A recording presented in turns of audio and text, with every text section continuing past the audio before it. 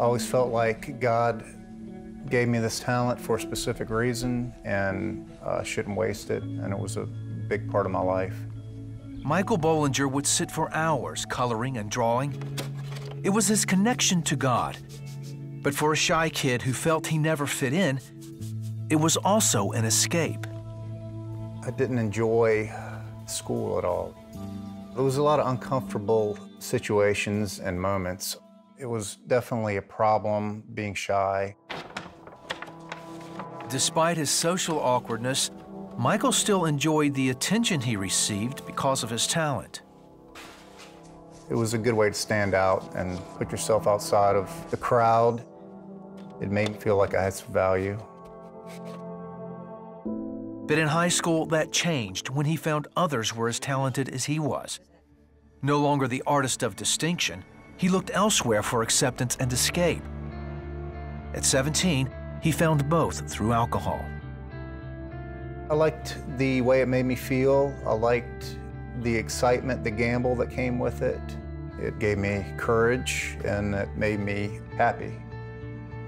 He continued his study of art in college, but by then, alcohol was taking over his life. It was the same home I found with art as a child. It was a different, more sinister place to be, a darker place. After finishing his associate's degree, Michael spent the next 10 years as a functioning alcoholic, going from job to job. He painted on occasion, but his creations were rife with dark, depressing tones.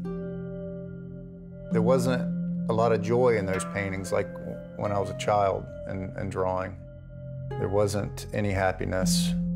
I was waiting for my life to come together so I could start again and paint and draw like I did when I was younger. His family sent him to a number of medical professionals for help, but he resisted their efforts.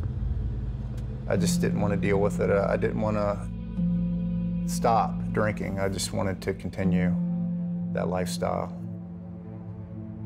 And adding to Michael's growing depression and addiction was knowing that he had abandoned God. It was definitely something that, as I grew older and got away from and got into other things, I missed and felt guilty about, that I wasn't using this gift. I felt like I disappointed God. Even then, he never tried reaching out to God. There was always that lining of hope that I had, and waiting and waiting and waiting for God to appear or for life to change on its own. By his mid-30s, Michael was in the worst state of his life, physically and emotionally. I was a wreck, so it didn't look promising. It looked like a dead end. The alcohol had taken over my organs, and I wasn't functioning properly. I looked unhealthy, and I didn't have a future that I couldn't see past a week.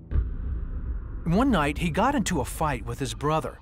Michael had been drinking and made disparaging remarks to their female friend. It was violent, and it was fast and abrupt, and it could have devastated my relationship there, but the aftermath of that made me reconsider what I was doing. The brothers made amends, but it made Michael realize he didn't like the person he had become. 2 months later, after waking up from a night of drinking, he was ready to ask God for help. I had just had it and got on my knees and prayed and asked God to forgive me, and I told him I couldn't do it anymore and I need you, and I surrendered. I just told God I give up, you know, take me and change my life here. It felt like freedom, and this burden was lifted off my shoulders, and all I had to do was surrender, and it felt like I could do anything. It felt like I could conquer anything, or, you know, it was the greatest gift of my life. Michael says God instantly set him free from addiction, and he's been sober ever since. And the creative spark he thought he had lost was restored. I didn't need recovery or rehab. I just needed God, and that was my recovery and rehab. It brought me back to my childhood.